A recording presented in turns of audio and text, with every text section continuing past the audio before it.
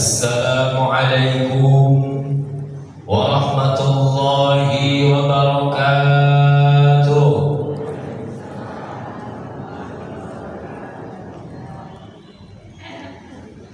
Bikin kolam di depan rumah, yang menjawab salam mudah-mudahan mendapatkan barokah. Kolamnya diisi ikan lele, yang menjawab salam mudah-mudahan cepat melunasi. Amin. Memangnya orang jamaah Lintas punya utang? Alhamdulillah, alhamdulillahilladzi hadana li hadza wa ma kunna linahtadiya laula an hadana Allah. Asyhadu an la ilaha illallah wahdahu la syarika lah wa asyhadu anna Muhammadan abduhu wa rasuluh. Allahumma salli ala sayyidina Muhammad wa ala alihi wa sahbihi wa man tabi'ahum bi ihsanin ila yaumiddin. Amma ba'd. Wa qala Allah ta'ala fi kitabil Qur'an, laqad kana lakum fi rasulillahi uswatun hasanah liman kana yarjullaha wal yawmal akhir wa dzakarallaha katsiran. Wa qala Nabi sallallahu alaihi wasallam, man ahabba sunnati faqad ahabbani wa man ahabbani kana ma'i fil jannah. Sadaqallahul azim wa sadaqa rasulillahil karim. Hadirin hadirah, para sesepuh, para alim ulama, para ustaz, seluruh DKM Masjid Al-Ikhlas,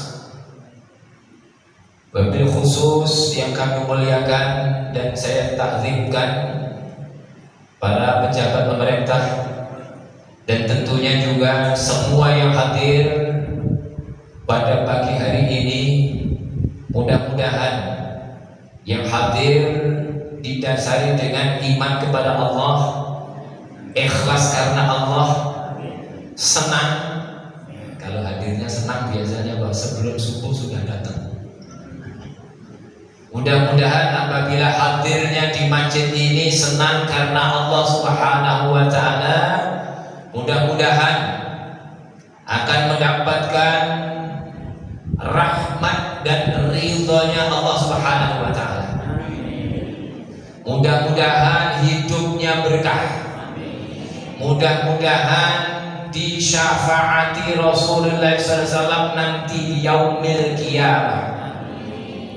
Mudah-mudahan Islamnya mantap, imannya tambah kuat, akhlaknya mulia, takwanya sempurna, ibadahnya istiqamah, dan kita bersama-sama dapat menghadap Allah Subhanahu wa ta'ala dengan husnul khatimah. Udah ada yang siap menghadap Allah? Ada yang sudah? Puji syukur kita panjatkan Allah Subhanahu wa ta'ala biqauli alhamdulillahi rabbil alamin. Kita bersama-sama di pagi hari ini berada di tempat yang baik, rumahnya Allah Subhanahu wa ta'ala, di bulan yang baik, bulan Rabiul Awal, bulan kelahiran kekasih Allah Subhanahu wa ta'ala, sekaligus bulan wafatnya Rasulullah sallallahu alaihi wasallam.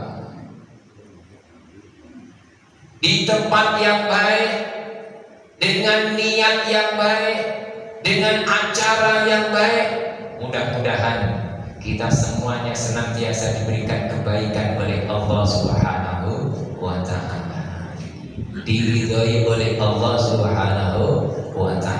Sehingga dengan syukur kita yang senantiasa kita buktikan dengan perilaku kita setiap hari, mudah-mudahan kita senantiasa diberikan tambahan nikmat oleh Allah Subhanahu wa taala. Sebagaimana janjinya Allah, la in syakartum la azidannakum wa la in kafartum inna adzabi lasyadid.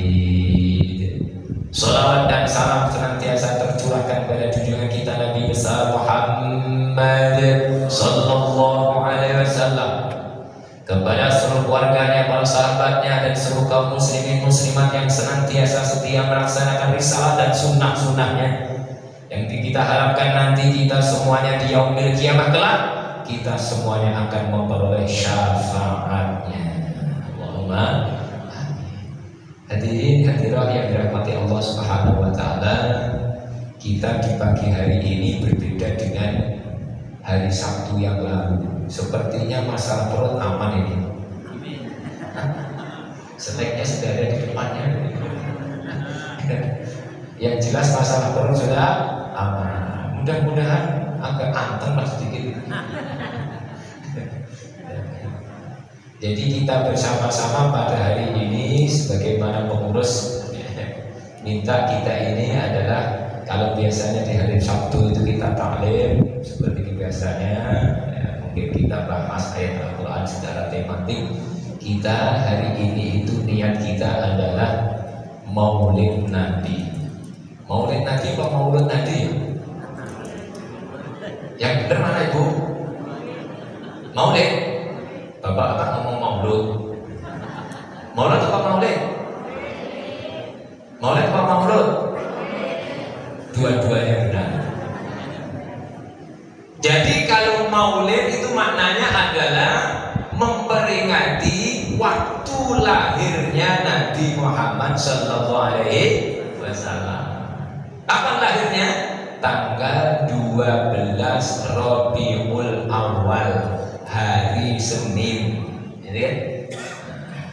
Itu kalau kata Maulid yaitu waktu dilahirkannya Nabi Muhammad SAW. Kalau Maulud artinya mauludun, itu adalah anak yang dilahirkan. Siapa yang dilahirkan pada tanggal 12 Rabiul Awal hari Senin? Nabi Muhammad Sallallahu Alaihi Wasallam. Maka anak yang dilahirkan itulah namanya maulud. Makanya aneh kalau ada orang yang gak percaya dengan maulid, gak percaya dengan maulud. Coba kalau kita sudah maknai tadi, orang kok gak percaya dengan maulud, berarti gak percaya dengan lahirnya Nabi Muhammad Sallallahu Alaihi. Apakah gak kafir kalau gak percaya lahirnya Rasulullah? Orang Yahudi ditegur oleh Allah Subhanahu wa taala. Di dalam surat Al-Baqarah ayat 146 Allah firmankan, a'udzubillahi minasyaitonir rajim, alladzina atainahumul kitaba ya'rifunahu kama ya'rifuna abna'ahum wa inna fariqan minhum la yaktumuna al-haqqa wa hum ya'lamun.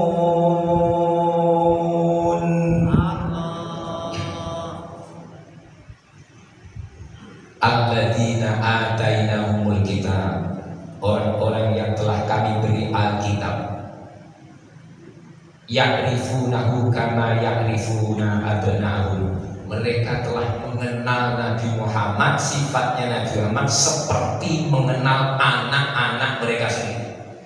Jadi sebenarnya Nabi Muhammad ditunggu-tunggu oleh Bani Israel, oleh orang-orang Yahudi, orang-orang Nasrani, tentang kehadiran Rasulullah, Nabi yang terakhir. Bahkan dia telah mengenalnya sifat-sifatnya melalui apa? Kitab Taurat, kitab Zabur, kitab Injil, sudah disebutkan sifat-sifat Nabi Muhammad Sallallahu Alaihi Wasallam.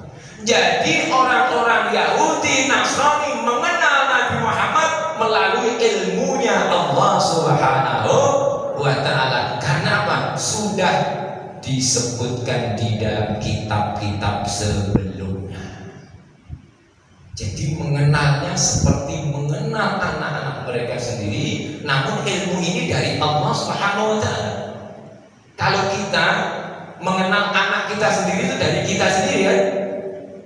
Ibu punya anak 12. Ada yang punya anak 12? Mertua saya itu 13 bukannya. Punya anak 12, mulai dari yang 1 sampai 12 pasti tahu sifatnya beda-beda. Tapi kalau kita mengenal anak-anak kita sendiri, tidak seperti ketika kita mengenal diberikan ilmu oleh Allah Subhanahu wa Ta'ala. Maka kadang-kadang kita itu masih bisa juga dibohongi oleh anak kita. Ada yang pernah dibohongi anaknya? Saya aku semuanya pernah. Ternyata kamu bohong aja. Tapi ini orang-orang sebelumnya mengenal Rasulullah, sifat-sifatnya Rasulullah yang akan lahir hadir di muka bumi ini melalui ilmunya Allah. Kalau sudah melalui ilmunya Allah, tentunya apa? Mengenalnya Rasulullah tentunya lebih dekat lagi. Itu adalah sesuatu yang hak, nggak boleh ditutup-tutupi, nggak boleh disembunyikan. Namun ternyata orang Yahudi, wa inna fariqam minhum la yaktumunal haqqa wa hum ya. Dan sesungguhnya sebagian daripada mereka adalah menyembunyikan kebenaran tadi, menyembunyikan hadirnya Rasulullah SAW. Sedangkan mereka itu tahu. Kenapa orang Yahudi, orang Nasrani tidak mau menerima Rasulullah sebagai Nabi yang terakhir? Karena Nabi Muhammad adalah seorang Nabi yang tidak seperti diharapkan oleh orang Yahudi dan orang Nasrani. Kenapa? Nabi Muhammad orang Arab, bukan masuk golongan orang Yahudi, bukan masuk golongan orang Nasrani. Makanya dia tidak mau menerima. Maka kalau ada sekarang ini orang yang gak percaya dengan maulud, gak percaya dengan hadirnya Rasulullah, berarti dia telah mengingkari imannya sendiri. Ada sebabnya. Maulidan bid'ah, maulidan bid'ah. Hati-hati. Kalau memang dia nggak percaya dengan maulid nanti, berarti apa? Nggak percaya juga dengan hadirnya Rasulullah. Kalau nggak percaya dengan hadirnya Rasulullah, nggak percaya dengan Al-Quran yang dibawa oleh Rasulullah. Persis seperti orang Yahudi, tahu kebenaran, tapi apa? Dia campur adukan kebenaran. Wala talbisul haqqa bil batil wa taktumul haqqa wa antum ta'lamun. Dia suka mencampur adukan karena dia nggak suka dengan hadirnya Rasulullah. Oh iya, Nabi Muhammad itu benar, itu Nabi yang terakhir. Tapi itu hanya untuk orang Arab saja. Ini namanya mencampur adukan. Bukan untuk kita, sehingga orang menjadi ragu. Itulah yang dilakukan oleh orang-orang Yahudi, oleh orang-orang Nasrani. Maka kita alhamdulillah bisa hadir di sini. Ini bukti bahwa kita meyakini bahwa Nabi Muhammad itu adalah Nabi yang terakhir dihadirkan oleh Allah Subhanahu wa Ta'ala. Untuk apa? Wa ma arsalnaka illa rahmatan lil alamin. Dan tidaklah kami utus kepadamu hai Muhammad illa kecuali rahmatan lil alamin, menjadi rahmat seluruh alam. Sehingga ketika Rasulullah hadir, yang gembira, yang senang gak hanya manusia, seluruh alam ini senang bergembira. Termasuk para jin-jin pun juga gembira. Jin itu bisa mengenal Islam melalui Rasulullah. Ibu bapak kan ada dulu, kalau kita di Mekah, kalau ada dulu ada pasar seng di belakangnya itu, terus akhirnya ketemu ada masjid jin. Masjid jin juga kita kalau lihat di dalamnya apa? Di dalamnya apa? Ya manusia juga. Karena apa? Jin itu gak kelihatan. Nanti kalau kita masuk dalamnya, oh kosong, jinnya mana? Jin itu tidak kelihatan. Makanya disebut jin karena apa? Jin itu tidak kelihatan. Sama dengan janin. Janin itu apa? Ya gak kelihatan, adanya di dalam. Makanya kalau sudah keluar namanya bukan janin lagi. Apa namanya? Bayi, bayin itu kan sudah jelas. Bayi. Di dalam namanya janin. Jangan ngomong janinnya sudah keluar, bukan. Bayi kalau sudah keluar namanya apa?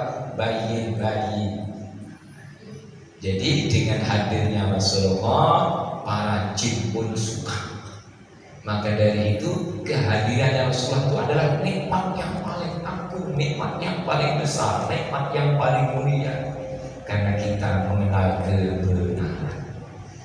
Maka tema kita pada pagi hari ini yang dipesankan oleh pengurus yaitu meneladani sifat-sifat Rasulullah SAW dalam kehidupan sehari-hari. Maka ayatnya saya baca di awal tadi. Kenapa kita harus meneladani Rasulullah? Karena Rasulullah itulah tauladan kita. Rasulullah itu pandai memberikan mau'izatul hasanah, dan Rasulullah itu pandai untuk beruswatun hasanah, pandai untuk memberikan nasihat yang bagus, dan beliau adalah pandai untuk memberikan tauladan contoh yang bagus. Maka kalau kita mencontoh satu saja ibu bapak, jangan mencontoh yang lain, satu saja. Contohlah siapa? Rasulullah Sallallahu Alaihi Wasallam. Jangan contoh kiai, jangan contoh ustaz. Boleh kita mencontoh kiai apabila kiainya tadi sesuai dengan Rasulullah Sallallahu Alaihi Wasallam. Contoh ustaz yang sesuai dengan perilaku akhlak Rasulullah Sallallahu Alaihi Wasallam.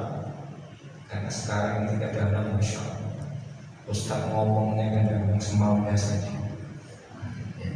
Karena apa? Dia mungkin salah baca di dalam Al-Quran.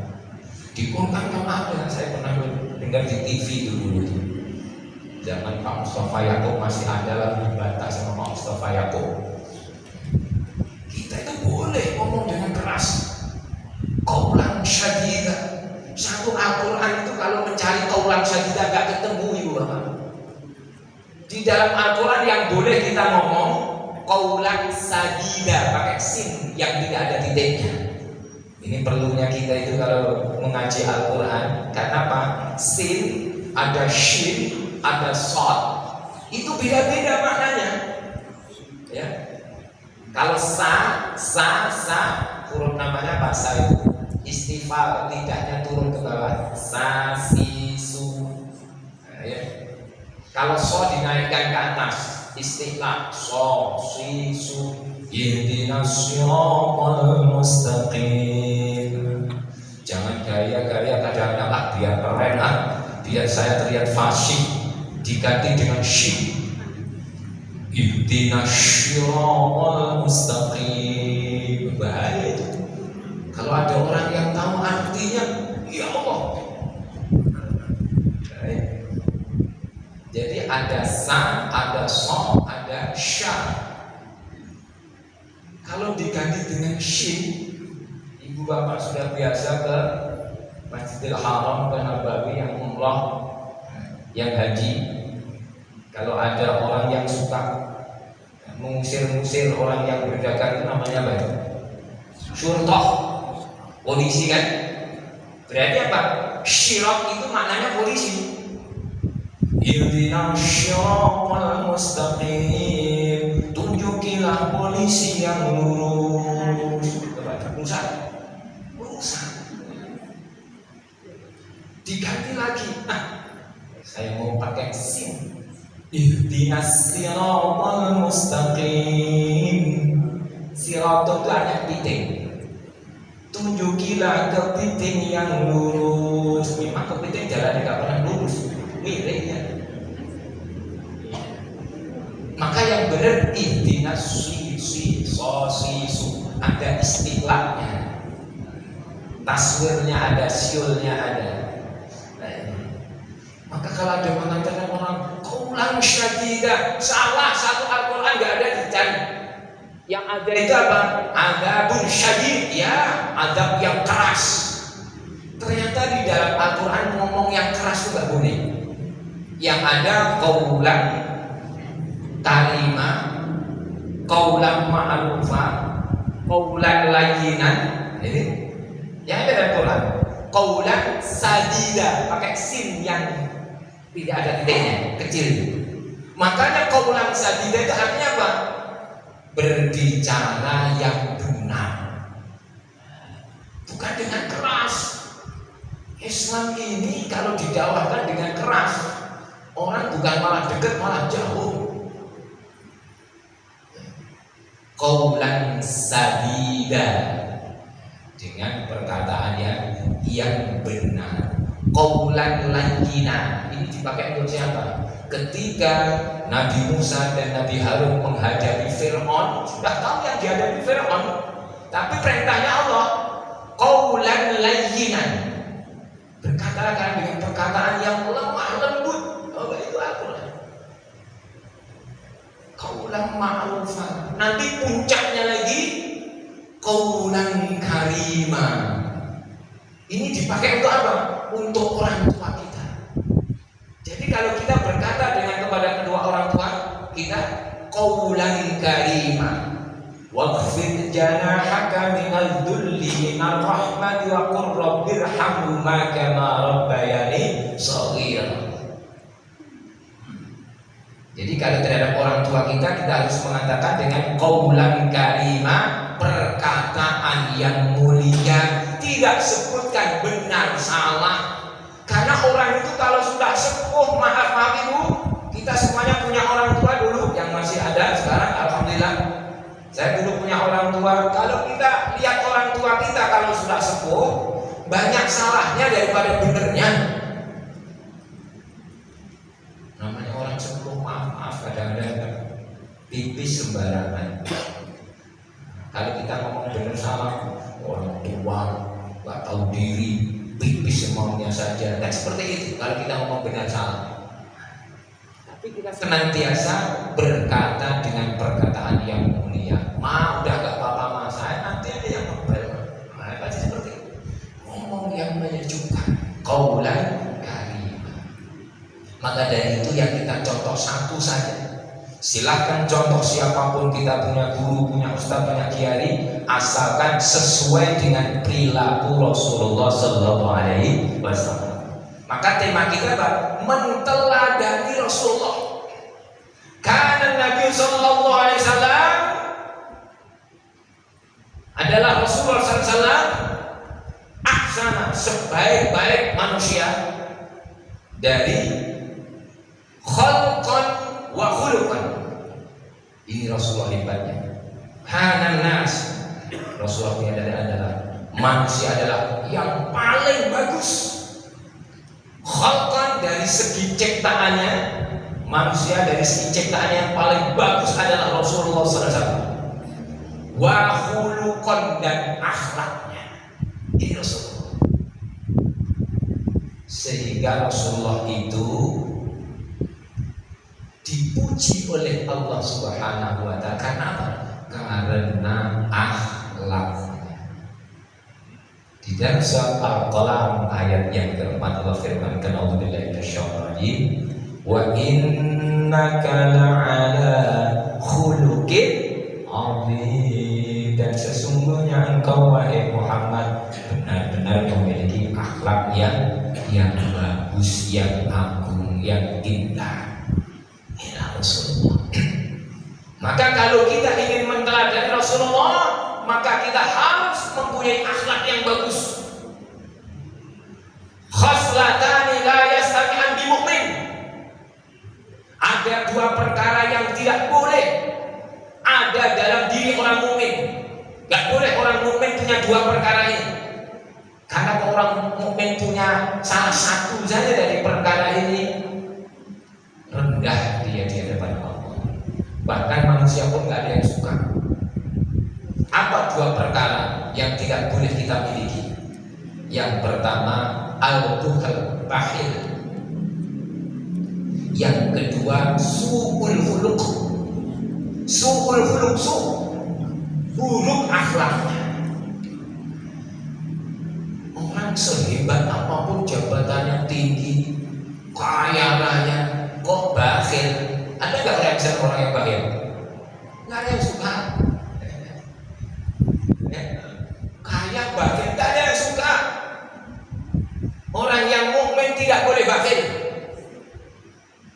Karena orang yang mukmin yang sebenarnya dia harus membuktikan nikmat yang telah diberikan oleh Allah Subhanahu wa taala untuk apa? Untuk memberikan manfaat kepada orang yang lainnya. Kalau kita baca di dalam surat Ali Imran juz 4 pas juz 4 itu awal juz 4 itu bunyinya apa? Surat Ali Imran ayat 93. Lan tanalul birra hatta tunfiqu mimma tuhibbun wa ma tunfiqu min syai'in fa innallaha bihi alim. Kalian belum memperoleh kebaikan yang sempurna sebelum kalian menginfakkan dari harta yang paling engkau sukai. Bukti kebaikan yang sempurna mau menginfakkan yang paling disukainya, yang paling dicintainya. Dan apapun yang kau infakkan semuanya kan diketahui oleh Allah, ayat akan dibalas oleh Allah Subhanahu wa taala. Para sahabat tahu ayat seperti ini turun, senantiasa mengambil berkahnya. Dia cari sahabat, mana ini harta saya paling bagus, yang paling aku sukai. Dia cari yang paling dia sukai. Ada sahabat punya kebun di dekatnya Masjid Nabawi. Ini ya Rasulullah, kebun yang paling aku sukai. Maka langsung apa? Diinfakkan untuk Rasulullah SAW. Bukti orang itu kalau benar-benar baik mau menginfakkan ya, hartanya yang paling ia sukai. Maka kalau ada orang mukmin kok pelit, pasti dijauhi oleh orang. Memang kalau orang yang pelit kan mana ada yang jauh. Allah pun mau dekat dengan orang yang pelit? Tidak ada. Maka pelit bahasanya bakhil. Al-bakhilu Al-bakhilu ba'idum minallah wa ba'idum minan nas wa ba'idum minal jannah. Dekatnya hanya satu, qaribu minan nar. Orang itu apabila bakhil pelit akan dijauhi oleh manusia, akan dijauhi oleh Allah, akan jauh dengan rahmatnya Allah, akan jauh dengan surganya Allah, dan dia akan didekatkan dengan api neraka. Itulah bakhilnya. Beda dengan orang yang dermawan.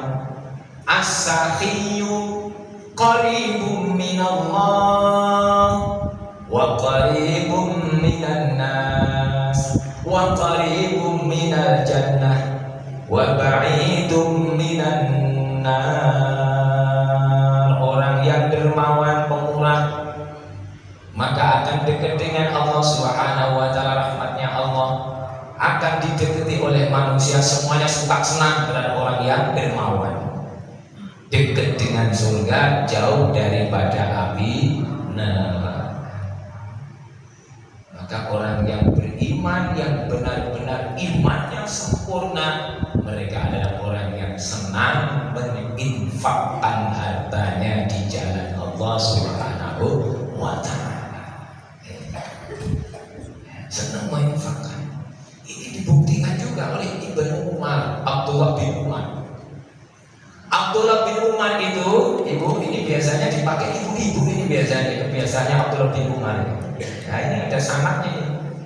Abdullah bin Umar itu sukanya sukar. Sukar itu apa? Manisan atau kita permen. Nah, jadi karena Abdullah bin Umar itu sukanya permen, sukar tadi, sukar gula atau permen manisan, maka kemana-mana di sakunya itu pasti ada sukarnya, ada manisannya. Sehingga apabila ketemu dengan kawannya langsung dia sodorkan. Silakan. Maka ibu-ibu biasanya dengan wah, apabila ketemu kawannya biasanya apa? Dia sodorkan, ini permen bisa untuk melegakan tenggorokan. Ambil berkah. Ambil berkah. Ayat turun. Sukanya dia bawa manisan, sukanya manisan, dia berbagi manisan. Kalau dia sukanya duit, ya bagikan duit. Ini namanya apa? Ambil berkah. Ada ayat turun, ambil berkah. Ini juga diikuti oleh Abu Bakar, para sahabat semuanya ngikuti. Bahkan kalau disebutkan Abu Bakar As-Siddiq itu mempunyai 3 kesukaan. Selainnya ini berarti apa enggak masuk? Hubbiba ilayya minad dunya salasun. Hubbiba, yang aku sukai di antara di dunia ini ada 3 perkara. Satu, yang pertama, an-nazharu ila wajhi Rasulillah sallallahu alaihi wasallam. Yang pertama yang disukai oleh Abu Bakar apa? Melihat wajah Rasulullah sallallahu alaihi wasallam. Jadi Abu Bakar itu kok sehari gak ketemu Rasulullah, bingung. Maka yang disukai Abu Bakar melihat wajahnya Rasulullah. Melihat. Maka ibu bapak jangan meremehkan melihat. Nanti kalau kita terus-teruskan riwayat kita ya. An-nadhru li mushafil Quran. Ibu bapak melihat mushaf Al-Quran itu juga ibadah. An-nadhru li mushafil Qurani ibadah. Lihat ayat Al-Quran ibadah. Baru dilihat saja. Ambil Al-Quran di atas lemari karena lama ini gak pernah dibuka, diturunin langsung dibuka, dilihat, tutup lagi taruhan. Sudah jadi ibadah. Baru melihat. Orang itu ibu bapak maaf, kalau sudah benci jangankan melihat bu, ya Allah. Kalau orang benci mau gak melihat? Lihat sendalnya sudah. Ini ada sendalnya. Oh, nggak jadi ya saya masuk ke masjid. Jangan meremehkan melihat. Baru melihat mushaf Al-Quran saya sudah ibadah. Apalagi mau membacanya. Bismillahirrahmanirrahim. 1 huruf pahalanya 10. Yasin. Shadaqallahul azim. Kita bisa membacanya. Baca itu ya Allah. 1 huruf 10. Semakin ikhlas tidak 10 kata ulama. Orang itu kalau ibadah semakin ikhlas semakin besar pahalanya. Semakin ikhlas seseorang maka pahalanya semakin besar. Orang membaca Al-Quran benar-benar ikhlas karena Allah Subhanahu wa taala, 1 huruf pahalanya 700 kebaikan. Kalau ikhlas. Maka jangan meremehkan kita melihat ya. Melihat Al-Quran. An-nadhru liwalidayya ibadah. Melihat orang tua kita juga ibadah. Melihat. Baru melihat saja ibadah. Maka ibu bapak tentunya kalau masih punya orang tua, syukur alhamdulillah. Itu ibadah yang paling gampang. Lihat orang tua.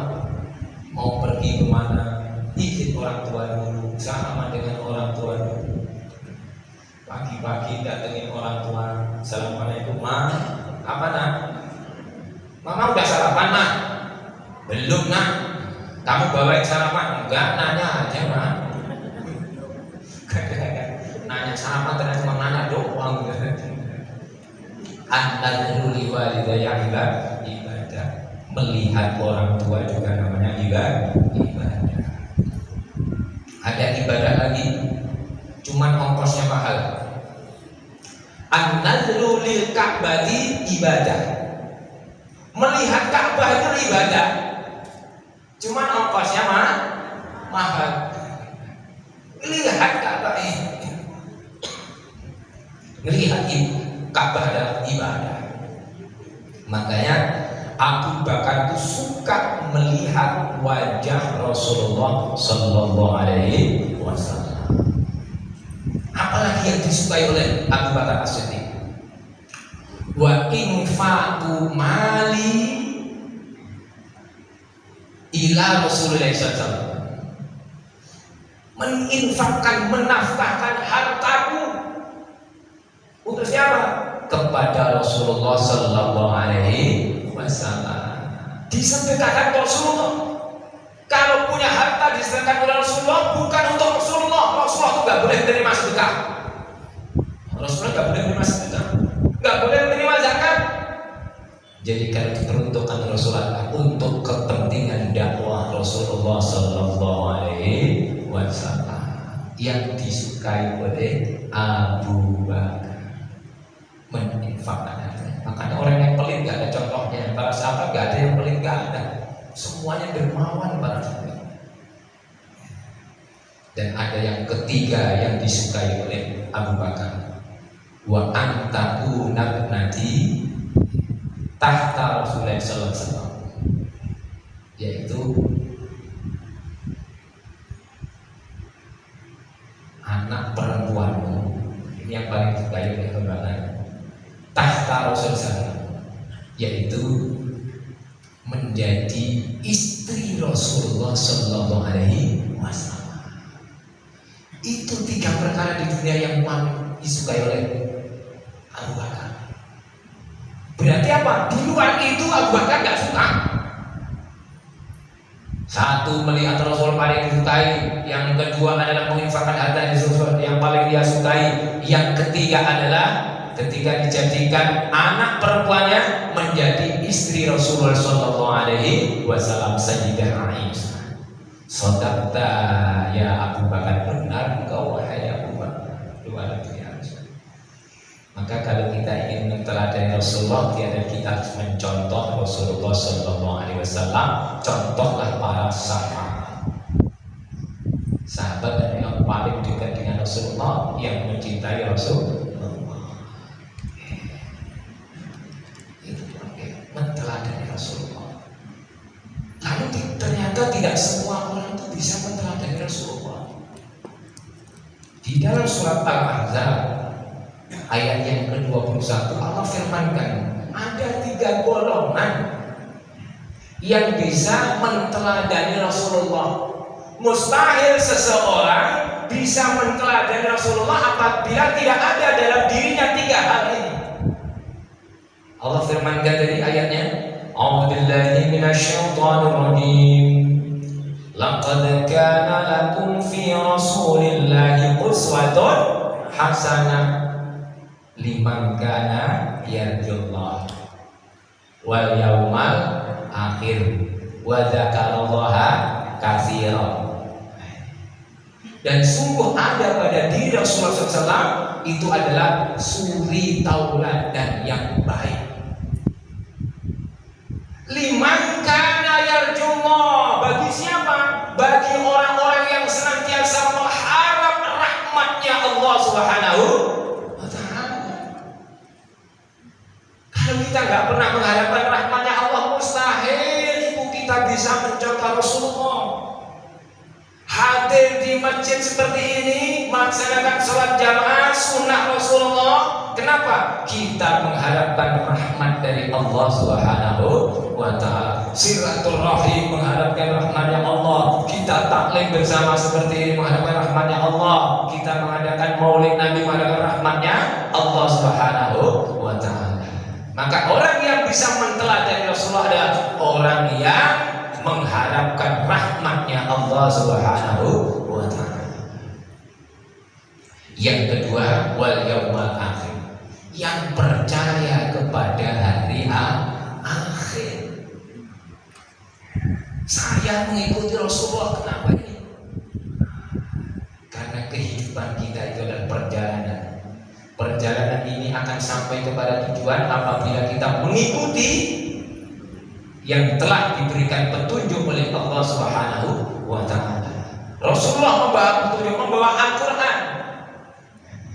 Maka orang-orang percaya dengan hari kiamat, hari pembalasan, mau mengikuti petunjuk yang dari Rasulullah, sampailah dia kepada tujuan. Wa dzakarallaha katsiran, dan yang banyak mengingat Allah Subhanahu wa taala, banyak zikir kepada Allah. Ini 3 golongan yang akan mampu bisa menteladani Rasulullah Sallallahu Alaihi Wasallam. Jamnya cepat sekali nih kayaknya. Liru kali jamnya ya. Sudah suruh. Sampai jam 6 Bu ya. Sampai jam 6 ya. Ini minumannya 3 ya. Biasanya kan sampai suruh nih. Ya. Jam 8. Wah, menyiksa yang ceramah ini.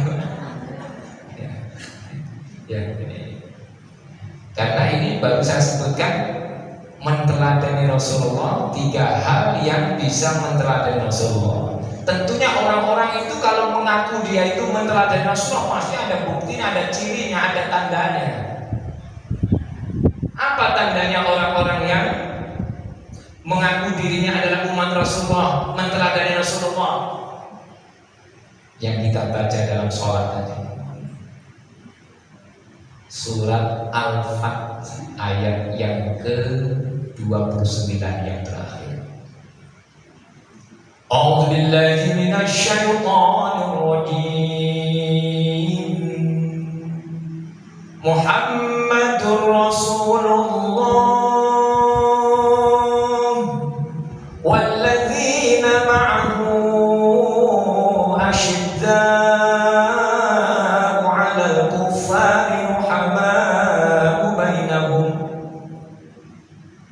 tarahum ruk'an sujjadan yabtaghuna fadlan minallahi wa ridwana simahum fi wujuhihim min azaris sujud ila akhir ayat. Gak usah sampai akhir. Muhammadur Rasulullah, Nabi Muhammad adalah utusannya Allah. Insya Allah kalau ibu bapak ada tandanya seperti yang ada dalam ayat ini, pantas ngaku umatnya Rasulullah. Segala sesuatu kan ada tandanya. Kita punya tanah, punya rumah, pasti ada tandanya. Pasti. Imam masjid pasti ada tandanya. Guys, beliau imam masjid, pakaiannya biasanya pakai gamis, pakai serban imam masjid. Ada tandanya, segala sesuatu ada tandanya. Kita yang ngaku umatnya ada tandanya. Segala sesuatu ada tandanya. Dan itu Allah kasih seperti itu. Allah itu kalau mau menurunkan sesuatu, menciptakan sesuatu, kasih juga tanda juga. Mau hujan ada tandanya gak? Ada. Mau tidur ada tandanya gak? Ada. Karena kalau gak dikasih tanda bahaya ini. Mau hujan ada tandanya mendung. Kadang-kadang ada apa? Ada gunturnya. Oh, mau hujan ini. Saya punya jemuran, cepet-cepet diangkat. Coba kalau semua nggak ada tandanya, tahu-tahu hujan, ya Allah, jemuranku. Seperti itu. Makanya apa? Orang tidur, mau tidur juga ada tandanya. Tandanya apa? Ngantuk. Ada yang ngantuk gitu? Karena apa? Kalau nggak dikasih tanda, bahaya. Apakah Allah nggak mampu menjadikan orang langsung tidur? Mampu, Allah itu maha kuasa. Tapi bahaya. Bayangkan orang lagi bawa mobil tahu-tahu tidur, nggak bisa nabrak kemana-mana. Tapi kalau dia ngantuk dulu, Pak sopir ngantuk ya, istirahat dulu, jangan diterusin perjalanan kita, aman kita. Kasih tanda, semuanya itu ada tanda-tandanya.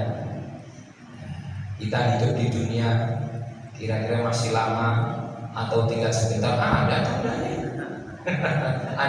ada tanda. Kok ada yang duduk sambil nyender, biasanya sudah ada.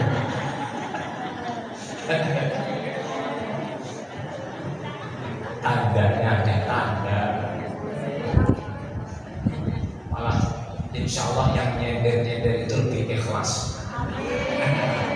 Karena Pak, sudah biasa kali saya sama Pak Sofyan sambil nyadar bisa dengerin. Segala sesuatu ada tandanya. Nggak ada langsung kita. Allah ambil roh kita ada tandanya.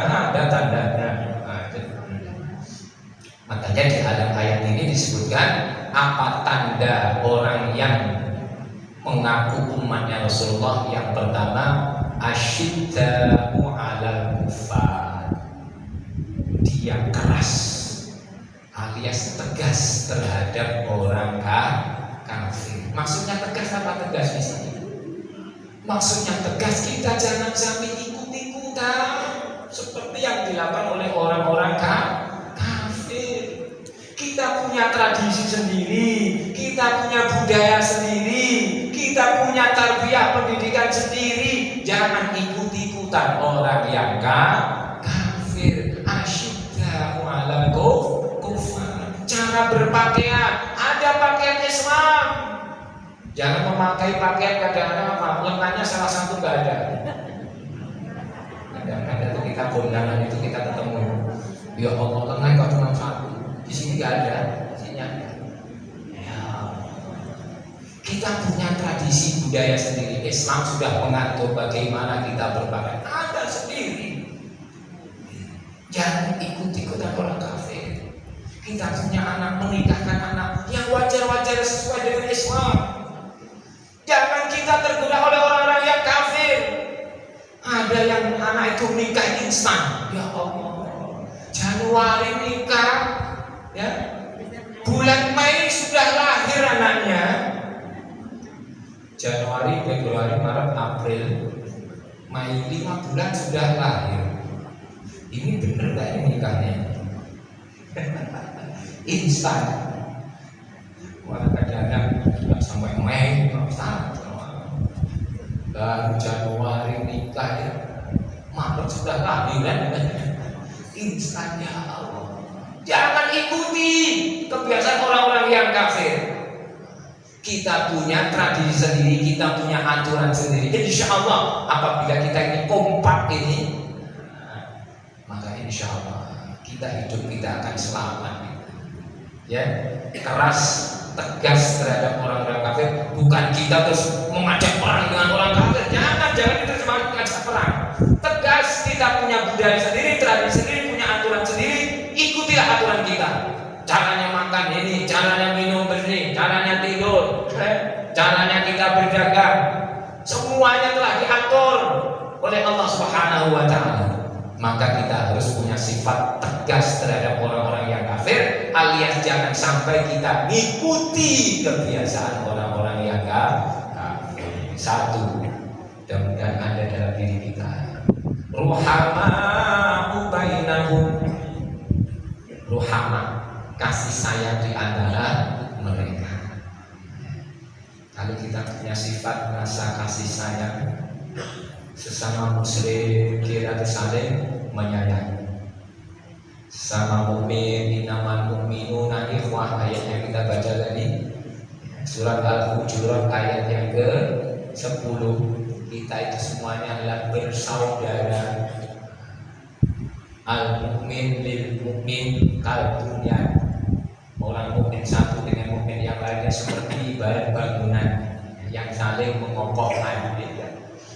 Maka kita harus baik sesama muslim, sesama mukmin, bahkan sesama manusia kita harus baik. Ukhuwah Islamiyah, ada ukhuwah basyariyah, ya. Sesama manusia, ada ukhuwah watoniyah. Sebangsa kita sama-sama orang Indonesia baik, kita harus baik semuanya. Jangan sesama muslim saja dia baik, sama manusia kita harus baik. Namanya apa? Ukhuwah basyariyah. Ada aturannya. Maka kita lihat ayatnya di dalam surat Al-Hujurat lagi di sini. Ayat yang ke-13, A'udzubillahi minasyaitonir rajim. Ya ayyuhan nasu inna khalaqnakum min dzakarin wa موسى وجعلناكم شعوبا وقبائل لتعارفوا إن أكرمكم عند الله أتقاكم إن الله عليم خبير. Wahai sekalian manusia, sungguh kami telah ciptakan kalian dari jenis laki-laki dan perempuan, berbangsa-bangsa, bersuku-suku. Ada bangsa India, ada yang Afrika, ada orang Amerika, kita orang Indonesia, ada suku-suku, suku Jawa, suku Sunda, suku Batak, banyak suku-suku di Indonesia ini. Untuk apa Allah cetak seperti itu? Lita'arafu, agar kalian saling mengenal, saling bekerja sama. Inilah perintahnya Allah. Kerjasama yang baik, boleh kepada siapapun kita kerjasama yang baik. Jangan kita keras. Kita orang Islam Pak Sofyan, kita harus yang Islam saja. Sesama Muslim kita harus berkawan. Kerjasama yang baik. Kadang-kadang ada yang seperti itu, tapi jangan kita ikut seperti itu. Kita hidup di Indonesia. Apalagi mungkin Bapak Ibu yang punya warung di pinggir jalan. Punya warung di pinggir jalan jualan bensin seumpama. Ada orang berhenti naik motor deng. Pak mau beli bensin. Kita nanya, maaf, Bapak agama Islam atau bukan? Saya yakin Bu, nggak ada 1 bulan tutup warung itu. Nggak usah ditanya, kerjasama yang baik. Masalah hidup di dunia ini yang kaitannya muamalah yang baik. Baru kalau kaitannya dengan masalah tauhid, dengan masalah ibadah, lakum dinukum wali. Memang Allah ciptakan kita itu seperti itu, gak satu suku, gak satu bangsa. Allah sudah sebutkan tadi, bersuku-suku, berbangsa-bangsa.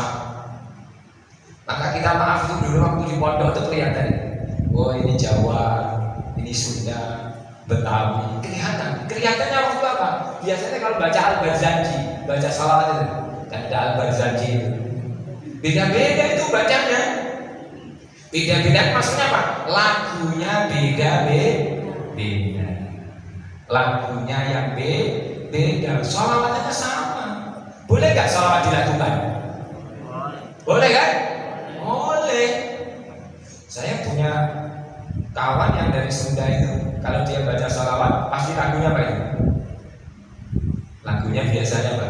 Sholatullah salamullah ala toha rasulillah, sholatullah salamullah ala yasin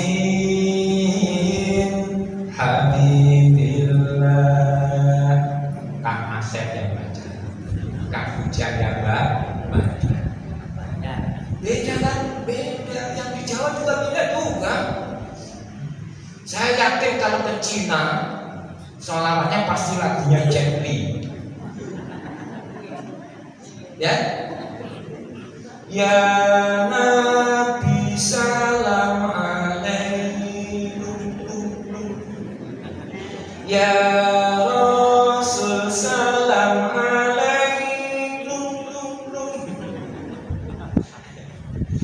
Saya yakin sebenarnya pasti beda. Ya? Kadang-kadang belum sampai ke India, anak-anak kalau berjanjian pakai lagu India kok. Ya Rasulullah salamun alaihi ya rafi'a sya'ni wa tarajin. Apa Bu? Al-Fatayaji bisa? Raddal alami ya uhalal juhudi wal karam. Itulah bukti bahwa kita apa? Bersuku-suku, berbangsa-bangsa. Selamatan saja lagunya beda-beda. Boleh. Kalau ada orang mengatakan, sholawatan kok dilakukan? Nah, bisikin telinganya, deketin ya. Sudah kopi belum? Sholawatan kok nggak boleh dilakukan? Gak enak kita nggak dilakukan. Maka Allah ciptakan bersuku-suku, berbangsa-bangsa agar kita apa? Bekerja sama, kerjasama yang baik. Allah tegaskan, inna akramakum indallahi atqakum. Sesungguhnya yang paling mulia di antara kalian di sisi Allah adalah yang bertakwa. Innallaha alimul khabir. Allah Maha mengetahui, Allah Maha teliti. Oleh karena itu, kita kalau mengaku umatnya Rasulullah, salehlah berkasih sayang. Tidak hanya sama mukmin, tidak hanya sama muslim. Kadang-kadang masih sama muslim sendiri, ya Allah, bertengkar pada habis-habisnya. Kita kalau lihat negara-negara Islam, ngomong negara Islam, Suriah itu sampai sekarang kayak apa ya Bapak, ya Allah, tidak berhenti. Dia punya ego sendiri-sendiri, tidak mau menerima perbedaan.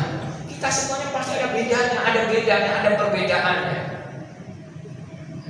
Inilah Islam. Kalau ada bedanya sedikit-sedikit, ada bedanya, nggak apa-apa. Kalau masalah furu-furu ya mungkin ada cabang-cabangnya yang nggak beda, nggak apa-apa. Kayak ada sholat tuh kadang-kadang, oh ada yang kunut, ada yang nggak pakai kunut, silakan saja. Ada yang takiat, ada yang begini, ada yang begini, ada yang lurus, silakan. Yang menggerakkan ada dasarnya, yang tidak menggerakkan juga ada dasarnya. Udah, nggak usah ribut kita. Kadang-kadang daripada ribut Pak Sofyan, saya nggak usah sholat ya. Baik, kacau ini namanya. Ya, makanya ruhama bainahum, saling menyayangi, saling mengasihi sesama mukmin, sesama muslim, sesama manusia, kerjasama yang baik. Ruhama bainahum, tarahum ruk'an sujada, tarahum ruk'an sujada. Orang itu kalau memang dia benar-benar cinta dengan Rasulullah, ada itu terlihat cirinya. Suka ruku, suka sujud. Ini bukti. Bukti kita itu adalah umatnya Rasulullah, hadir di masjid, ruku, sujud. Kadang-kadang ada orang itu yang mengakunya muslim, rumahnya nempel dengan masjid, tapi apa? Jauh dengan masjid, banyak. Saya sendiri kadang-kadang tempat saya di Rajun, kadang-kadang pikirannya saya tahu semua kalau orang Rajun. Saya kan mulai 96 itu dari masjid itu mulai digagas. Ayo Pak Sofyan, kita mengadakan masjid, bangun masjid di sini. Siap nggak Pak? Siap, insya Allah. Maka saya nggak mau pindah-pindah karena tadi itu ada janji saya. Kadang-kadang apa? Kalau ada orang meninggal, pakai saya di WA dulu, di telepon dulu Pak Sofyan ini meninggal. Nah, orang tanyanya sama saya, Pak yang meninggal tadi siapa? Saya nggak tahu. Nah, kalau nggak pernah ke masjid kan kita nggak tahu juga. Kadang-kadang sebelah rumah saja kalau nggak pernah ke masjid, kita kan nggak tahu juga. Maka ini bukti.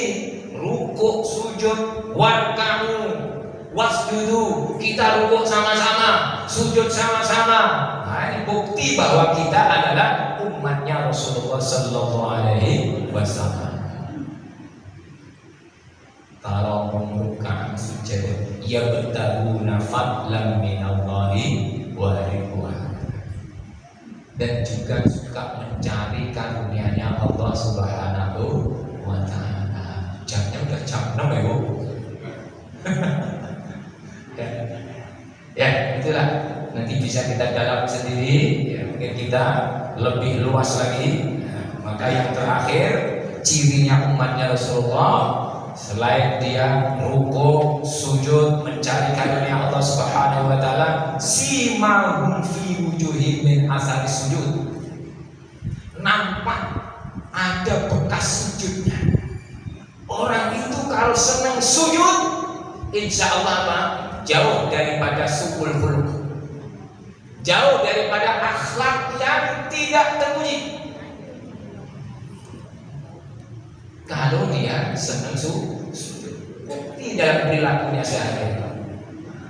Inilah umatnya Rasulullah Sallallahu Alaihi Wasallam. Maka mudah-mudahan kita semua yang hadir di sini, ya, kita bersama-sama ingin berusaha meneladani Rasulullah, mencontoh Rasulullah. Mudah-mudahan janjinya Rasulullah di dalam hadisnya, man ahabba sunnati faqad ahabbani wa man ahabbani kana ma'i fil jannah. Barang siapa yang mencintai sunnahku, maka sungguh dia adalah benar-benar cinta kepadaku. Jadi kalau kita ngomong cinta dengan Rasulullah, kita harus apa? Kita harus melaksanakan sunnah-sunnah Rasulullah. Dan apabila kita menjadi Rasulullah, mencintai Rasulullah, suka sama Rasulullah, melakukan sunnah Rasulullah, karena ma'i fil jannah, nanti akan bersamaku di dalam surga. Oke, ya. Mudah-mudahan mari kita buktikan cinta kita kepada Rasulullah dengan kita akhiri dengan sholawat. Sholawat yang kita baca adalah sholawat made in anak Indonesia sendiri. Sholawat apa? Yang terkenal sholawat badan. Siapa yang mengarang? Yang mengarang siapa? Yai Ali Maskur, berasal dari Tuban. Ketika beliau bertugas menjadi yaitu kerja di Demak di Banyuwangi, dia mengarang sholawat itu. Kenapa dia mengarang sholawat? Ketika itu waktu itu ada tahun 63. Di situ rame-ramenya PKI. PKI senantiasa mengganggu orang Islam. Kalau ada orang Islam yang sholat di masjid langsung digeret, ditarik-tarik keluar. Mana ada Tuhan? Tuhan itu nggak ada. Kalau nggak pernah mintalah kepada Tuhan. Coba kamu minta duit sama Tuhan. Ada nggak? Dikasih nggak? Ya Tuhan, kalau minta duit. Ada nggak? Nggak dikasih kan? Nggak ada. Coba minta kepadaku. Aku minta duit kasih. Berarti Tuhan tidak. Waktu itu rame-ramenya PKI. Karena PKI saat itu adalah dia berlindung kepada Bung Karno saat itu, maka menjadi kuat. Maka Ali Maskur di sini dia mengarang ingat perang Badar, makanya namanya sholawat Badar. Ingat perang Badar. Perang Badar itu 300 orang bisa mengalahkan 1000 orang. Maka dia mengarang sholawat Badar. Di dalam Al-Quran juga disebutkan kam min fi'atin qalilatin ghalabat fi'atan katsiratan biiznillah innallaha ma'as-sabirin. Berapa banyak kelompok yang sedikit namun dia bersemangat, maka bisa mengalahkan kelompok yang besar atas izinnya Allah Subhanahu wa ta'ala. Innallaha ma'as-sabirin. Salat Badar itu juga lentur juga Ibu Bapak. Kalau ini salawat ini zaman dulu, salawat ini adalah untuk apa? Semangat perjuangan. Nah, ya, lagu marasnya perjuangan. Ini kadang-kadang ya, kadang-kadang di kawan-kawan kita pas kalau lagi sakit dia juga baca salawat Badar. Salatullah salamullah ala toha rasulillah. Memang dulu seperti itu. Ya. Seperti itu dulu kan, lagunya semangat seperti itu. Salatullah salamullah ala yasin habibillah. Allahu Akbar. Kejar itu PKI, kejar. Akhirnya apa? PKI lari. Lalu sekitar tahun 70-an lagu ini yang dulunya lagu maras perjuangan semangat menjadi lagu yang gembira. Salatullah salamullah ala toha rasulillah salatullah salamullah ala yasin habibillah. Jadi lagu gembira. Sekarang beda lagi, lagunya lagi jadi sedih. Kenapa kok sedih? Banyak korupsi. Ustaz Muhammad terus bikin lagi Salatullah salamullah ala toha rasulillah salatullah salamullah ala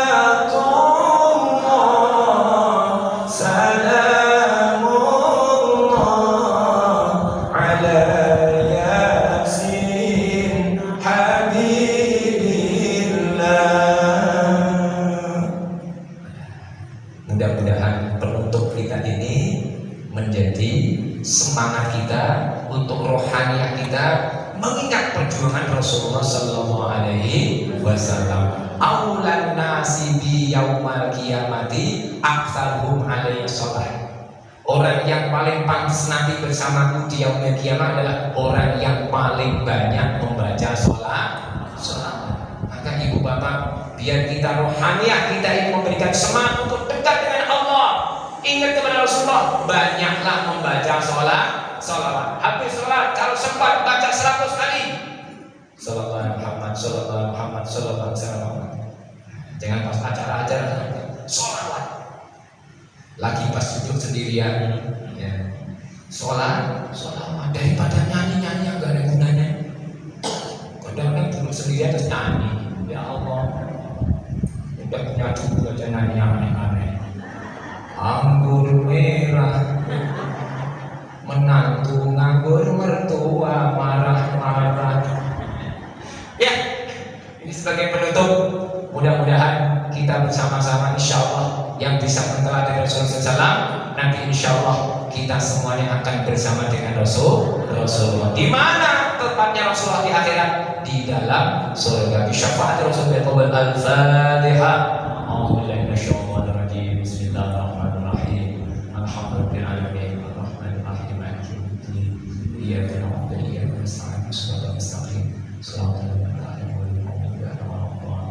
Astaghfirullahaladzim, astaghfirullahaladzim, astaghfirullahaladzim. Allahumma shalli ala sayyidina Muhammad wa ala sayyidina Muhammad. Allahumma ij'alna min ahli al-Qur'an, Allahumma ij'alna min ahli al-Qur'an, ana min ahli al-Qur'an alladhina hum khasatuk. Allahumma wa adkhilna firdausa bila hisabin wala iqab. Allahumma arzuqna murafaqatan nabiy sallallahu alaihi wasallam fil jannah wa ibaduka shalihun. Rabbana atina fid dunya hasanah wa fil akhirati hasanah wa qina adzabannar. Walhamdulillahi rabbil alamin. Kekurangannya mohon maaf. Saya akhiri. Wallahualam. Assalamualaikum warahmatullahi wabarakatuh.